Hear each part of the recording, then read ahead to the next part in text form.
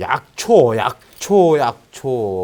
그런데 약초 아닌 것도 약초라 그러고 약초인데 약초 아니라고 그러고 막 삭갈리는 것도 있어요. 근데 다 그게 그놈이에요. 근데 약초, 약용 작물이라고 한다면 작물을 심는다는 얘기입니다. 그냥 있는 건 약초고 갖다 심어서 재배를 한다면 작물입니다. 약용작물이라는 것은 건강 증진과 치유 목적으로 사람이 재배하는 식물, 재배하는 것을 약용작물이라고 하고 일반적으로 산에 그냥 있고 자생 상태에 있는 것을 일반적으로 약초라고 부르고 그걸 갖다 옮겨 심어서 사람의 손에 의해서 가꾸어지면 그때는 이제 작물이라고 하고 우리가 부르죠. 예를 들어서 엉겅퀴라는 거, 엉겅퀴가 혈액순환 같은데 뭐 좋다 해서 또 한참 또 요새 엉겅퀴 바람이 좀 불었었죠. 엉겅퀴가 야생에서 채취해서 이용하면 약초고 재배해서 이용하면 작물입니다. 그런데 이것이 안 쓰고 그냥 아무데나 막 나갈 사람은 캐가는 사람도 없고 그러다 그 잡초예요 사실은. 그러니까 잡초 중에 약초로 쓰는 것들이 굉장히 많습니다. 돼지 감자 같은 거, 그죠? 예, 돼지 감자가 이누리 함량이 많아서 뭐 다이어트에 좋고 막 돼지 감자가 옛날에는 구황작물이었어요. 없을 때 먹을 거 없을 적에 그 쪄먹고 했던 건데 누가 건드리다 보니까 밭두개 나는 게 그냥 돼지 감자 징글징글하게 번지잖아요. 그럴 때니까 잡초예요 사실은. 예.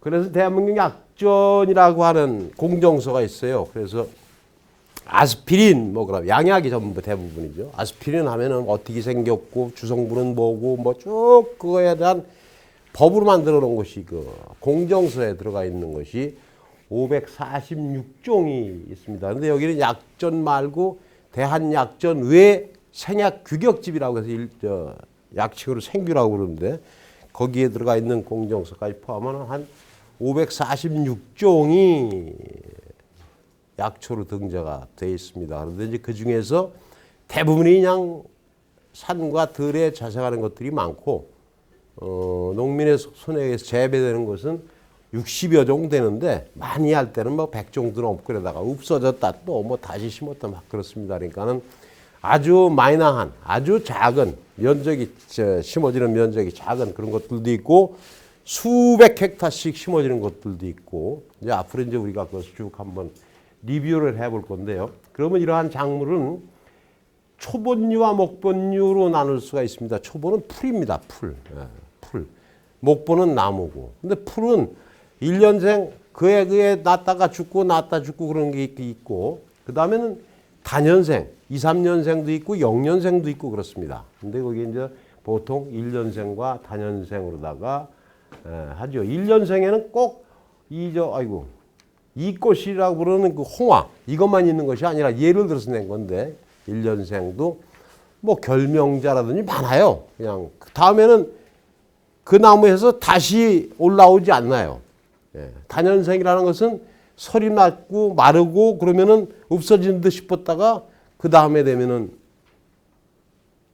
작년에 당귀를 심었더니 20개 심어서 하나 났었는데 나머지 죽고 또 오래되니까 거기서 다시 수북하게 올라온다 그랬잖아요. 그러니까 단연생이기 때문에 그렇습니다. 1년생인 경우에는 작년에 생명을 다했으면 끝입니다.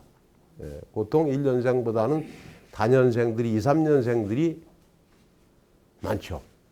그 다음에 이제 단연생 중에서도 종자번식을 하는 경우가 있고 영양번식을 하는 경우가 있고 우리가 먼저 번에 심었던 건 대부분 영양번식이 아니라 종자번식이었었는데 우리가 뭐 심었죠? 당귀 심었었고 감초 심었었고 구기자 심었었고 맹문동 심었었고 또 뭐 있었죠? 지황 심었죠? 또 뭐 심었죠?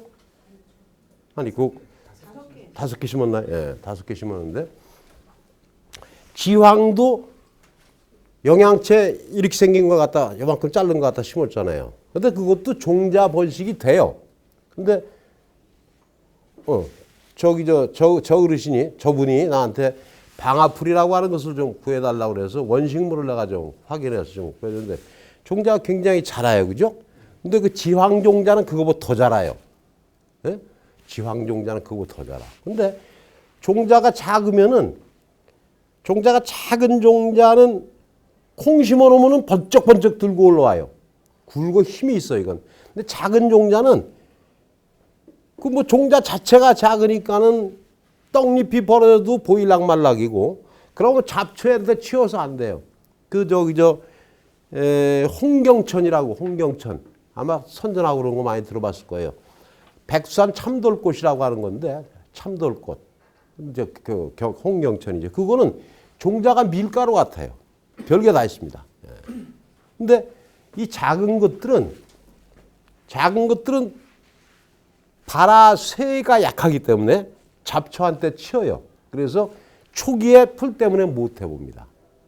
그래서 아주 작은 종자들은 보통 1년 키워서 거기에서 달리는 우리가 이용하는 부위죠. 지황 같은 경우에 우리가 이용하는 부위를 다시 잘라 씌우면은 감자 고구마 심듯이 눈이 있기 때문에 거기서 식물체를 분할을 한단 말이죠. 그래서 우리가 심은 것이 지황도 종자가 되는데 종근을 가지고 심은 거고요. 감초도 근데 감초라는 것도 뿌리를 심지만 종자가 있었기 때문에 저런 뿌리를 만들었지 않습니까? 그래서 뿌리를 심어서 1년을 키워서 그거를 옮겨 심은 거예요. 그러니까 저거는 엄격히 따지면 2년생이에요. 근데 1년초 같은 경우에 1년생 같은 그게 안 되죠. 1년생은 무조건 종자로 쓰는 것들입니다. 감초도 그렇고 이제 거기에 이제 영양번식 한다는 거에서 구기자가 영양번식이에요. 구기자.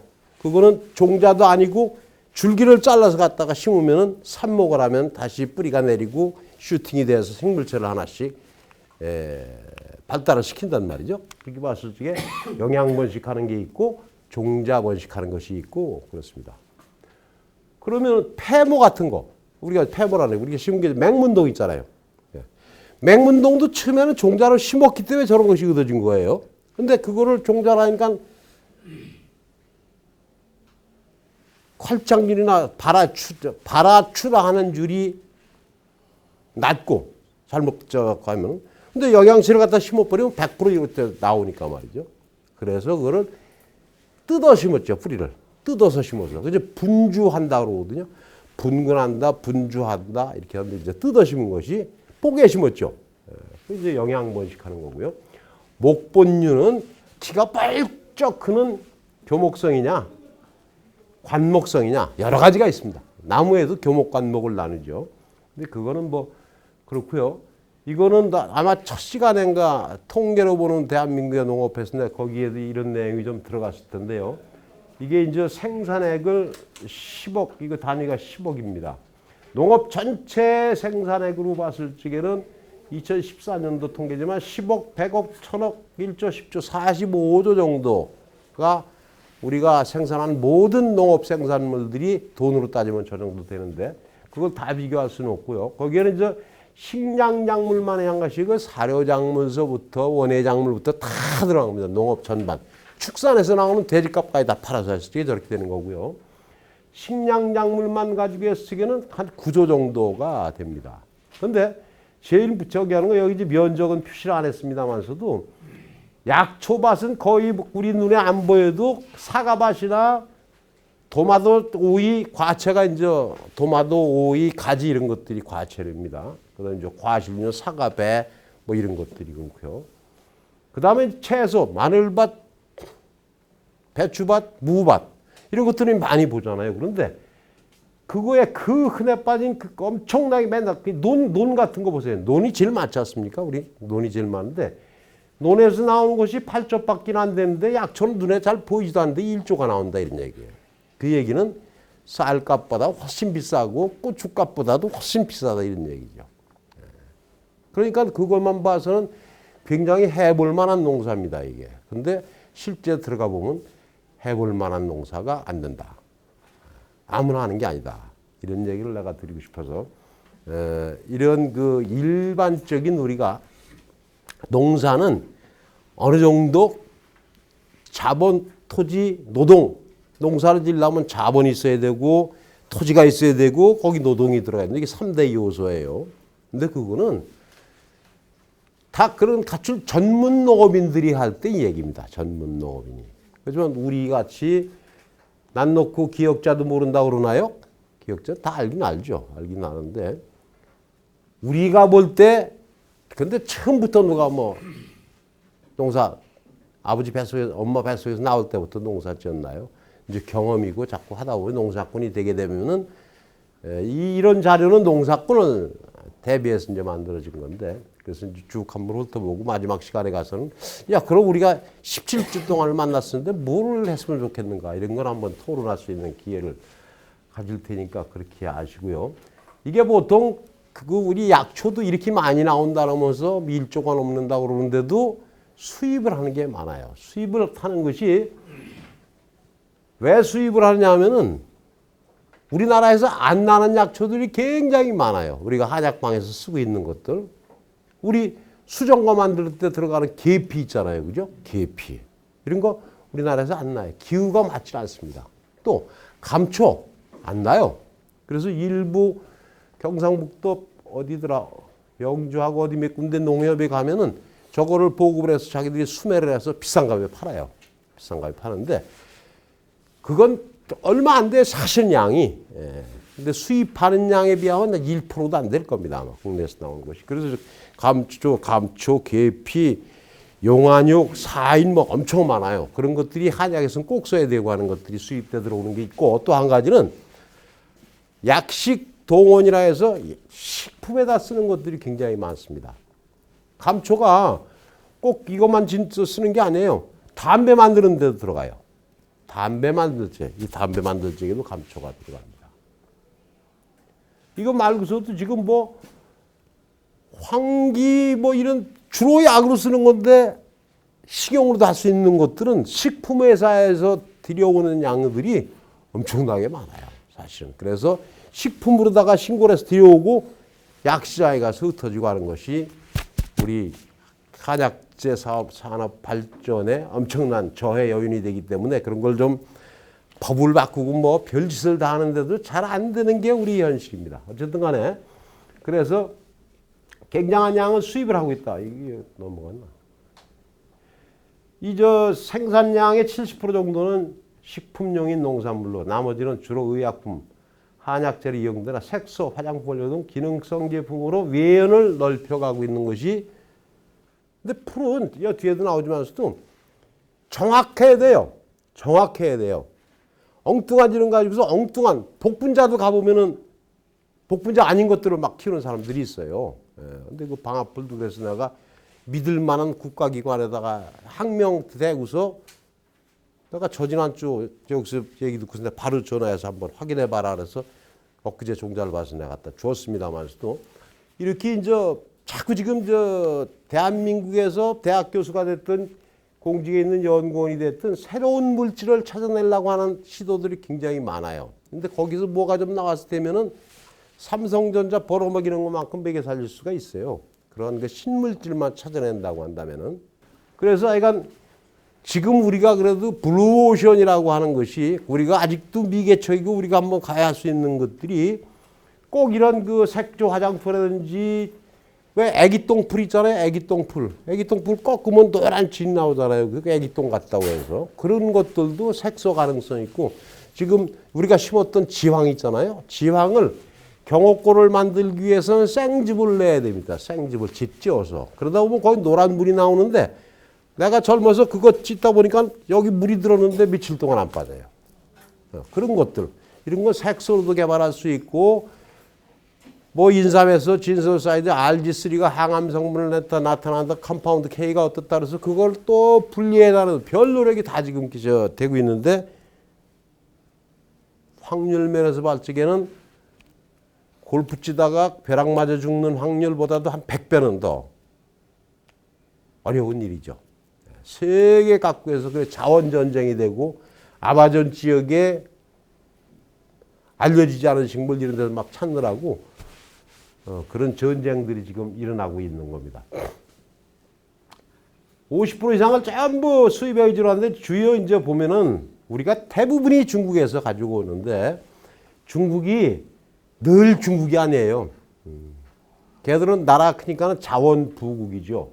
근데 이 감초 같은 건 100% 중국이었었는데 지금 이제 중앙아시아, 카자흐스탄이나 우즈베키스탄이나 키르기스탄이나 이런 쪽에서도 감초가 이 수입선을 다변화해서 많이 들어오고 있죠. 그래서 계피 뭐 굉장히 많아요 지금. 근데 이제 뉴질랜드 쪽엔 녹용 같은 거 많이 들어오고 재배 현황이 웰빙 건강 추구의 생산량이 증가했으나 최근에는 이렇게 줄어들고 있다. 이거 모든 게 다 줄어들지. 농가 수도 줄어들고 재배 면적도 줄어들고 생산량도 줄어들고.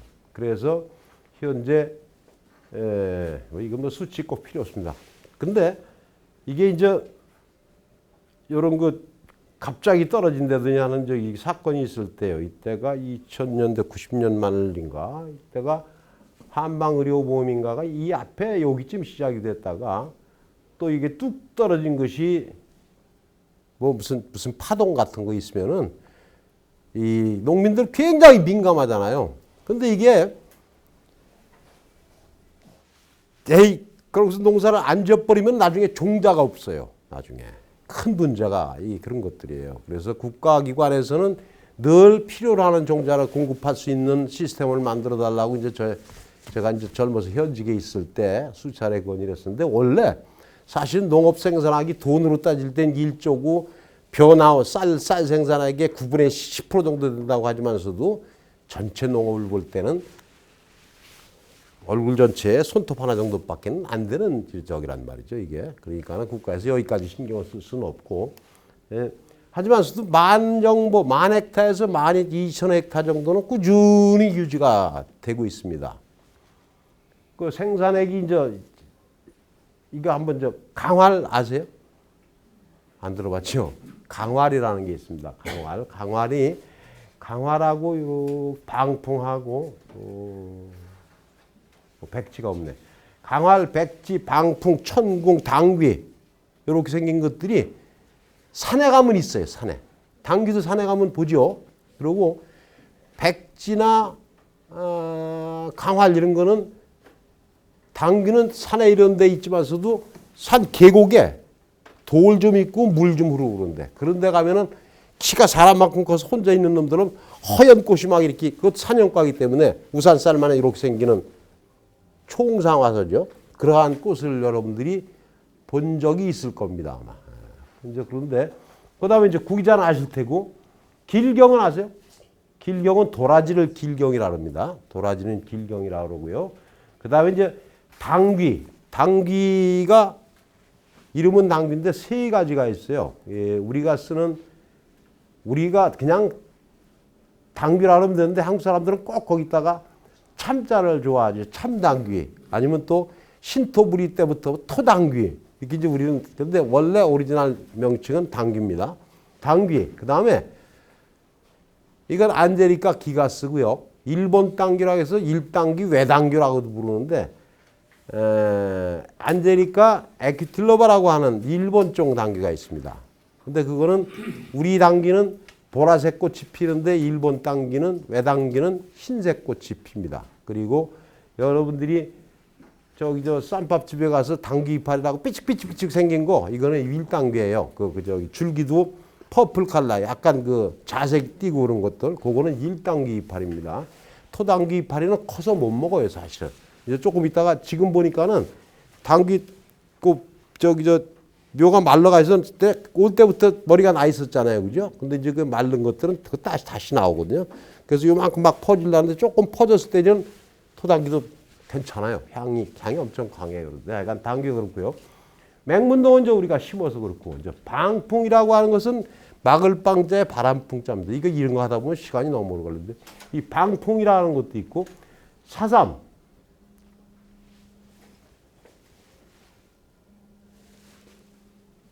더덕입니다. 더덕. 그 다음에 의이인. 이건 율무예요. 율무를 의이인이랍니다. 그 다음에 산약. 산약은 말을 산약이라고 그러죠. 그 다음에 오미자, 작약, 지황, 천궁, 하수호, 황기, 천마, 감초, 복분자. 이건 대부분 뭐 얘기를 들어보셨을 텐데 이게 신경 쓰이네요. 제일 많이 나오는 게 이게 2014년도에 제일 많이 했던 게 이거 산약이에요. 산약. 생산액이. 10억, 100억, 3,700억 정도 나온다니까 엄청나네요. 산약이 많은데 이제 경상북도 안동군 북후면에 가면은 마가 옛날부터 아주 주로 생산되는 주산지였었어요. 그런데 그게 이제 해마다 보면은 쭉 늘어났다 줄어들었다 거기가 또 늘었다 줄었다. 그 부침을 계속한다고 보통들 그러죠. 그래서 이런 거 있고 그 다음에 오미자 같은 것도 천억 대는 늘 유지를 하고 있어요. 이런 것들. 그러니까 그래서 이렇게 우리가 만일에 작물을 농사 규모 있는 농사를 질 때도 보면은 남들이 안 하는 거 하려고 그랬다가는 팔아먹기 힘들고 농사 짓는 것도 잘 모르고 그러니까 남이 많이 하는 것들 그러면 내가 못 팔아먹으면 옆에 덤으로 다 같이 껴서 팔 수도 있거든요. 그래서 귀농하는 사람들이 그런 것들을 많이 해요. 지금 구기자 같은 거 청양 쪽으로다가 이제 뒤에 그런 게 나오겠는데 어떤 그 동네가 그 작물의 주요된 산지다, 주산지다 하면은 와서 어깨 너머로다 배우려고 천상 그거 따라 해야 되거든요. 그래서 농사를 짓는다고 하더라도 조그맣게 한번 해보는 거는 나만 하는 거 해볼 필요가 있지만 그렇지 않을 경우에는 우선 남 하는 거 따라 하다가 배우는 것이다. 여기서 제일 많은 건 인삼이죠. 인삼이 제일 많습니다. 자, 이제 우리가 이게 좀 많이 농사를 짓는 것들인데 구기자, 도라지, 마, 백출, 오미자, 당귀, 황기 이런 것들이 면적 변화가 95년에 비해서 95, 2005, 2010, 20년 사이에 8분의 1, 7분의 1로 줄었잖아요. 저희 황기 같은 것들이. 오미자는 어떻게 됐습니까? 확 또 늘어났지 않습니까? 근데 이건 또 언제 가서 이렇게 또 떨어질지 몰라요. 근데 오미자 같은 거는 농사를 지어놓으면 안 팔아먹으면 못 팔아먹으면 설탕 재를 수도 있고 말려서 둘 수도 있고 뭐 논아 먹을 수도 있고 그래요. 근데 나머지 식용으로 갈 수 없는 것들을 잔뜩 농사를 지어놓으면 그냥 갖다 버리는 수밖에 없죠. 그래서 그런 것도 주 공부를 하셔야 됩니다. 그래서 재배 면적이 이렇게 탄탄하게 유지되는 건 없다. 이게 보면은 유행 타는 것처럼 농사도 자꾸 새로운 걸 갈구하거든요, 농민들이. 요즘에는 브로콜리라든지 우리 옛날에는 구경도 파프리카라든지 없던 것들이 많이 생겨났잖아요. 근데 그거 해보다가 에이 그래도 약초가 나 그러고 돌아오시면은 약초하는 거고요. 이 남자들 와이셔츠가 넥타이가 좁아졌다 넓어졌다 양복 뒤에 하나 탔다 막았다 두 개 탔다 변하는 거하고 똑같아요. 보니까 이게 보면 면적 순위와 오미자 더덕 복분자 도라지 이런 것들이 면적이 많고 수입은 도라지 식용으로다가 우리 이렇게 할머니들이 까놓고 팔고 그러잖아요. 관광지 같은 데 가보면은 다 수입입니다. 다 수입이에요. 다 수입. 그래서 이런 것들 감초 말할 것도 삽주 같은 거는 저건 식용으로 할 수가 없기 때문에 사실은 농사를 많이 안 지어 몇 군데만 짓고 그러다 보니까 양이 부족하니까 많이 들어와야죠. 저 창출 백출하는 것은 한약이 거의 들어가요. 소화 때문에 거의 들어가기 때문에 이런 것들이 황기는 보약제로다가 거의 황기 안 들어간 처방이 없어요. 여기는 지왕, 이거는 식품 때문에 그런 거고요. 감초, 삽주, 황기, 지왕, 작약, 당귀 여기까지는 약초인데 이거 식품으로 다 같이 식품회사에 쓴다고 이렇게 들여오는 양이 많아서 이렇게 수입량이 많은 겁니다. 여기 교재의 주산지 이게 옛날 건데 자꾸 바뀝니다. 그래서 강원도 가면은 정선, 평창, 제천 이쪽에 황기, 당귀, 황기 이런 데가 제일 많고요. 거기 봉화나 이때 가면 영양, 천궁, 안동, 산약, 의성, 작약, 군위, 지왕 이런 거 아주 이름이 나 있어요. 경북 군위 하면 지왕, 안동 북구면 하면 산약, 또 영천에 가면 시호, 전라북도 가면 천마, 오미자 이런 것들이 많고요. 저쪽 임실에 가면 또 독활도 굉장히 많죠. 독활은 따두릅이라고 하는 거, 나무 두릅이 아니라 따두릅이라 해서 그 순두 따 먹으면은 두릅하고 거의 같아요. 그래서 일본의 염장에서 수출도 많이 했던 것들입니다. 따두릅 같은 게. 그러니까 야산 같은 거 있으면 산주변에다 따두릅 같은 거 심어 놓으면은 괜찮아요. 그런 거는. 뿌리 캐서 파는 건데 몇 년 묵으면 엄청 많이 나와요. 그러니까 내비뒀다가 돈이 되는 수가 있어. 둥굴레라는 거 있잖아요. 둥굴레. 황정 이런 것들을 갖다가 야산 산 밑에다 갖다가 그냥 심어놓고 잊어버렸다가 말이죠. 몇 년 있다가 저기 6월 초에 저쪽 금성에 견학을 가려고 그러는데 거기 갔다가 아마 거기를 들리려고 그러는데 그런 그 황정 같은 거 둥그레 농사 지어가지고서는 잊어버리고 있다가 1억씩 파내고 그런 사람들도 있어요. 그러니까는 그냥 노동집약적으로 다 농사를 지으면 안 돼요. 그래서 그냥 내가 저 주말 농장, 월말 농장, 격월 농장 그런 얘기 했었죠. 약초 농사는 넉 달에 한 번만 가보면 된다고. 그런 얘기 안 했나요? 네. 주말 농장 하는 식으로다가 매일 가서 뭐 조로 물 주고 그랬다가 약초 농사는 우리가 할 때는 그렇게 해서는 안 돼요. 그냥 안 쓰는 땅에다가 처박아놨다가 살았으면 사는 대로 먹고 이런 식으로 가. 자, 이런 식으로다가 주산지가 형성이 돼 있다라는 말씀을 드리고요. 이것도 그냥 뭐 이게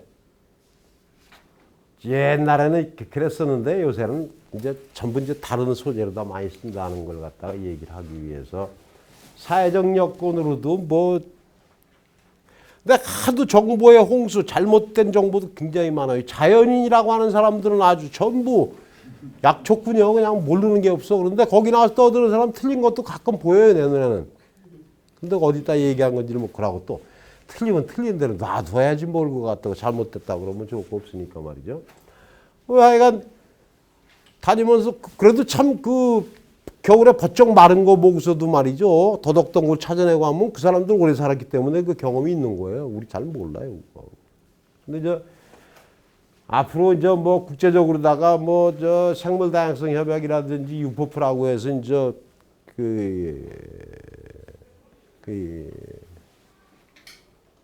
어떤 식물 주권, 뭐 하여간 주권 권리 보호에 대한 국가 간에 치열합니다 이게. 그래서 막 로얄티 물어주고 그런 거 종종 여러분들은 못 느끼지만 대형 사고가 많이 터져요. 근데 문경 오미자 같은 데 가면은 또 지금 아주 오미자가 있어 저 재미를 좀 보고 있죠. 그리고 지황도 이제 지황 우리 나중에 수업할 거거든. 지황에도 제가 심혈을 좀 기울였던 적이 있는데 지황 같은 거. 이 성공하는 사례들이 꽤 있습니다. 벼농사, 콩농사는 엄청 오래된 거예요. 그죠? 우리 인류라기보다도 조선, 신라 거슬러 올라가서도 벼농사는 있었어요. 농사 지어 먹었어요. 근데 약초는 이게 지금 산에서 밭으로 내려온 지가 100년 됐을까 안 됐습니다. 전부 야생에 채취해서 쓰던 것을 갖다가 돈이 되고 하니까 종자를 받아다 심어보고 캐다 심어보고 해서 내려와서 정책한 것이 100년이 안 됐어요. 오미자 같은 것이 무주 진안 장수, 거기를 무진장이라고 그러잖아요. 전라북도 무주 진안 장수. 거기 무주군 안성면 박종 돌아가신 지가 오래됐죠. 그냥반이 지금 살았으면 100살 넘었어요. 그니가 처음에 갖고 내려왔어요. 오미자를. 그래서 밭에다가. 그러니까 한 5, 60년 됐을 것 같아요. 오미자 같은 것들이. 그리고 또 시호라는 거 있어요. 시호라는 거. 그런 것들은 우리나라에 있는데 약인지 몰랐었고 그러니까 일본 아이들이 품종을 줘서 계약 재배를 하다 보니까 퍼지기 시작했고 그런 것들이 굉장히 많아요. 그래서 품목에 따라 틀리긴 하지만은 재배 역사가 굉장히 짧다. 그래서 이게 체계적인 품종 개발이라든지 재배 기술을 개발하기 시작한 것이 1987년도입니다. 1987년도. 정부에서 시작을 한 것이 1987년이에요. 그때도 약초 농사가 있긴 있었는데 많지는 않았어요. 근데 이제 진화 또는 작물화가 미진하다는 얘기는 작물은 진화합니다. 사람도 진화하는 거. 사람 진화는 엄청. 근데 이게 맨날 있던 자리만 있기 때문에 유전적인 다양성이 생기질 않아요. 좀 이것저것 섞여 있어야지 그놈하고도 붙고 저놈하고도 그러다 보니까 막 그러면 거기서 변종이 생겨나는 것이 키가 큰 놈도 나올 수가 있고 꽃이 이쁜 놈이 나올 수도 있고 예를 들면은 그러한 그 진화인데 그것이 살아남기 위해서 어떤 생리활성 물질을 지가 스스로 더 생성을 해서 막 해서 약성도 높아지고 그러다 보면 말이죠. 뭐 이런 것도 생길 수가 있는데 그런 게 진화가 굉장히 미진하다. 벼 같은 것은 인위적인 진화. 사람이 계속 개량을 해서 옛날 뼈하고 지금 뼈하고 완전히 틀려졌어요. 그리고 작물화. 사람이 주물럭거려서 내 마음대로 만들어내는 재배하기 시작. 재배 역사가 짧기 때문에 역시 작물화가 미진했다. 그 다음에 환경 적응력이 약하여 정밀 재배를 요한다. 환경 적응력, 자꾸 이제 큰 작물하고 예를 들면 말이죠. 벼 같은 거 말이죠. 벼가 어떤 해에는 냉해가 오는 해가 있잖아요. 냉해가 오는 해에는 벼가 꽃 피어가지고 추석 전에 막 햇빛이 계속 쬐어가지고서는 탄소 동화작용을 활발히 해서 탄수화물 축적을 해서 벼가 익고 축축 늘어지고 그래야 되는데 냉해가 올 때는 기온이 낮게 경고할 때는 쭉진이가 생겨요. 임실이 잘 안 돼서. 근데 그거는 지금은 역시 이제 육종의 성과겠지만서도 그러한 것들을 냉해에도 견디는 품종들을 다 만들어 놨어요. 그저 강원도 춘천에 가면 소양댐 있잖아요. 소양댐 밑에 물이 무지무지하게 찹니다. 소양댐 밑에 내려서 콧구멍 다리 있는 데 가면은 춘천서 학교 다니다가 서울로 다 대학 간 애들이 방학 때 되면 지 친구들 서울 애들 데리고 와서 놀러 와서 술 먹기 좋잖아요. 그러면 여러 명 와서 내기를 하는 것이 너 저 콧구멍 다리 밑에서 텐트 치고 놀다가 저기 들어가서 1분만 있다 나오면 너 밤새도록 술 사준다고 내가 1분 동안 못 있어요. 아무리 뜨거운 물이. 근데 그 물을 끌어다가 논에다 대고 그 찬물에다가 벼를 심으면서 그 찬물에 이기는 그런 품종을 이미 다 만들어 놨기 때문에 우리가 쌀 걱정 안 하고 사는 겁니다. 사실은. 그리고 옛날에는 냉해 들었다면은 근데 그로부터 한 20, 30년 지난 지금부터 한 10년 전에 중국에 어디를 초래를 갔더니 그날 그해 냉해가 왔다는데 우리나라 냉해는 아무것도 아니에요. 길림성 쪽에 가보니까 우리나라 냉해는 감수가 60%래요. 감수. 줄어드는 생산량이 40%밖에 수확을 못 거쳤다는 얘기죠. 그래서 작물화가 미진하고 환경적인 약해서 정밀 재배를 요한다. 근데 이제 요즘에는 그래도 꽤 많이 연구자들의 손길이 닿기 때문에 지금 많이 좋아진 거예요. 그 다음에 종에 따라서 기후 생태형도 다양하다. 근데 기후 생태라는 것이 우리나라 기후, 요 중국 땅덩어리, 미국 인도 땅덩어리에 비하면은 얼마나 짜고 왔습니까? 그렇잖아요. 38도에서 32도 뭐 이런 정도? 그런데도 비 오는 걸 보면은 남부 해안 지역에는 1년에 평균 강수량이 1700, 1800mm 옵니다. 중부로 올라올수록 이쪽에 오면은 서울까지 오면은 1100, 1200밖에 안 와요. 요 좁은 땅덩어리에서도. 그래서 기후 생태형이 기후에 맞는 것이 지황을 갖다가 예를 들어 심어보면 저기 제주도에 갖다 심는다든지 남부 진도 약산 같은 데 심는 거하고 강원도 철원에 심는 거하고 수확량이 확 차이가 납니다. 그래서 이게 이제 기후 생태형인데 종에 따라서 기후 생태형이 당하다. 어떤 것은 거기 심으나 여기 심으나 같은 것이 있는가 하면은 어떤 거는 거기 심으면 안 되고 여기 심으면 잘 되고 여기 심으면 안 되고 저기 심으면 잘 되고 그런 것들이 있다. 그래서 이런 것들을 잘 파악해야지 어떤 작물을 농사를 지을 건가를 선택하는데 도움이 된다. 재배적 특성입니다. 약용작물의 재배적 특성이. 그 다음에 수확 시기와 건조 방법이 품질에 영향을 미친다. 이게 육진, 팔신인가 뭐 그런 거 있어요. 그 한의학 용어에 보면은 그 몇 가지는 싱싱한 놈, 금방 딴 놈이라 해야 되고 묵힌 놈이 있어야 되고 뭐 그런 그러니까 이제 수확 시기에 따라서 말이죠. 보통 수확을 언제 합니까? 벼가 됐든 뭐가 됐든 설이 오기 전에 하는 거예요. 모든 것은. 설이라는 것 때문에 설이가 와서 얼어버리면은 생명은 끝나거든요. 그러니까 보통 수확 시기는 설이 오기 전입니다.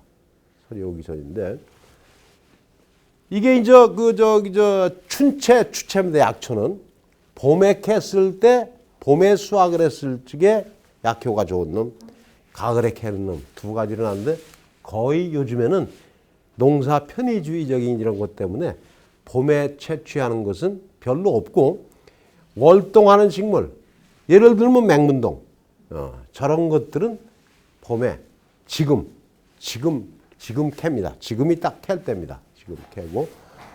그래서 그거를 언제 문제는 내용물이 충실하게 축적이 돼 있을 때 이때 수확하는 것이 제일 정답이죠. 그래서 그다음에 이제 수확 시기도 그렇죠. 수확 시기도 그렇고 건조하는 방법에 따라서도 품질의 차이가 생깁니다. 근데 이제 품질이라고 하는 것은 외관 품질이 있을 테고 내적인 품질이 있을 수가 있어요. 내적인 품질이라는 것은 이제 성분이나 이런 것들을 볼 테고 외적인 것은 색깔이라든지 모양이라든지 이게 한약은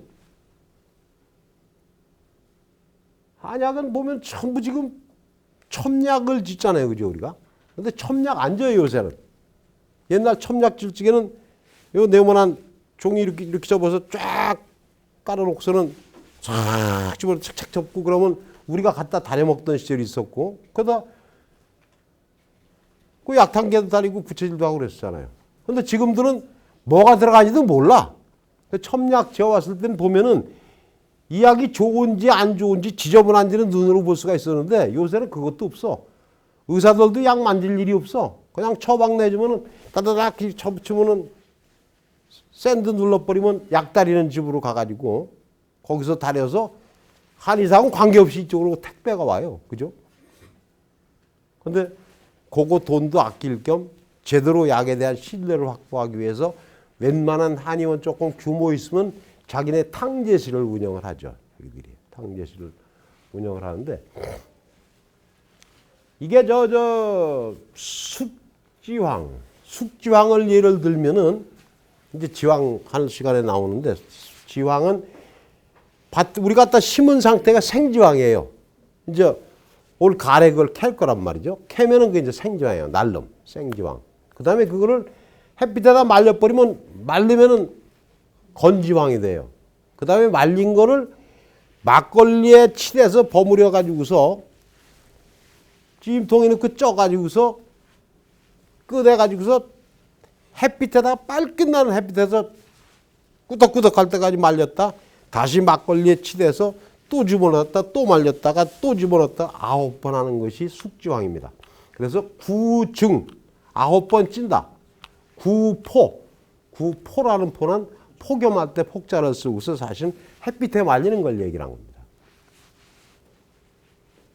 근데 요즘 저기는 기계로 하기 때문에 9번 찌다 보면은 연료값 때문에 숙지황 1kg에 100만 원은 받아야 돼요. 예를 들면은 그러니까는 사람들이 공장에서 다 한 번 내지는 2번을 쓰는데 거기에 이제 그 카탈폴이라고 하는 것이 내가 왜 그럴까 하고 한번 쪄봤어요. 계속 9번까지 쪄보니까는 4번 정도까지 찌니까는 카탈폴이라는 그것만 성분이 뚝 떨어져고 없어져 버려요. 그게. 그래 카탈폴이 뭐냐? 노란 색깔을 내는 건데 그게 생지방 경옥고 하느라고 즙 내다 보니까 손에 물들었다고 제가 했잖아요. 그거 갖다가 대 보니까는 조금 이렇게 하고선 꿀떡 침하고 삼켰는데 딱 맥혀요. 근데 덜 쪄진 숙지황을 먹게 되면 소화장애가 오는구나라는 걸 난 체험을 해서 알았죠. 그러니까는 조제하는 방법에 따라서 건조하는 방법뿐만이 아니라 건조하는 방법뿐만이 아니라 그걸 수치 법제한다고 그러지 않습니까? 한방 용어에서는. 그래서 천궁이라든지 이런 것들은 쌀뜨물에다가 담갔다가 그래야지 기름을 걷어낸다고 해서 그 정유 성분을 갖다 걷어 그걸 그냥 쓰면 두통이 온다고. 나는 한의사는 아니기 때문에 한의사들한테 들은 얘기입니다만 또 그런 건조 방법이나 조제 방법에 따라서 품질에 영향을 준다. 그리고 우리나라의 한약재 농업이라는 것이 인력 의존형 농법이다. 그럴 수밖에 없는 것이 조그맣고한 밭에 보통 산동네에서 많이 하기 때문에 트랙터가 들어갈 수가 있나, 경운기가 들어갈 수가 있나, 경운기는 들어가죠. 그런데 요즘에는 농기계가 하도 좋은 게 많아서 관리기 가지고 촌에서 한 30년 전에 울릉도를 가보니까요. 강원도 비탈은 울릉도 비탈에 비하면 아무것도 아니에요. 울릉도 비탈은 참나물 해먹고 천궁 해먹고 그러는데 경운기를 3등분해서 지게 짓고 올라가서 거기 가서 맞춰가지고서는 등고선 재배를 이렇게 해요. 30년 전에 울릉도 가보니까. 지금은 이거 모노레일 깔아서 나무 따는 타고 그런 게 변했지만 말이죠. 인력 의존의 농법에 의존하고 있기 때문에 특성이 뭐냐면 힘들다 이런 얘기예요. 기계화가 안 된다는 얘기가. 인삼은 그래도 캘 때 기계로 캐고 여기 이제 우리 기계로 캐는 것들이 꽤 있어요. 지황 같은 거. 그건 인삼 수확기 가지고 캡니다. 지황. 근데 몇 가지는 기계화되고 약초도 기계화를 굉장히 염두에 두고 농업공학연구소들한테 이것도 만들어봐라 저것도 만들어봐라 해서 기계화되는 것이 일부 꽤 많이 있습니다. 그리고 이게 종류가 하도 많기 때문에 다품종 소규모 영농을 하는데 이거 이제 처음에 할 땐 한 전나무 가지 내 땅이 1000평인데 한 절 가지고 100평씩 이렇게 심어보면 진짜 이제 돈을 만드는 농사를 하다 보면은 이게 가격이 말이에요. 그에 재수 좋으면 높고 흉년 들면 올라가고 수입 들어오면 떨어지고 막 그런 거예요. 이게. 그렇기 때문에 한 열까지 소규모 다품목을 해보다가 몇 년 하다 보면 그래도 요 놈이 조금 농사도 편하고 가격도 비교적 다른 외적인 영향을 덜 받고 이러면 고를 수가 있는 거죠. 그래서 이런 것도 이렇기 때문에 재배적인 특성이 이렇기 때문에 이런 걸 다 감안을 해야 된다. 이런 얘기하고 WTO 체제에서는 경쟁력이 취약하다 하지만은 우리는 그렇게 될 줄 알았어요. 그랬는데 괜찮습니다. 그래도 수입은 수입대로다가 싸고 국산은 국산대로 비싸게 팔아먹기 때문에 농사만 잘 지어놓으면은 돈이 됩니다. 돈이 되는데.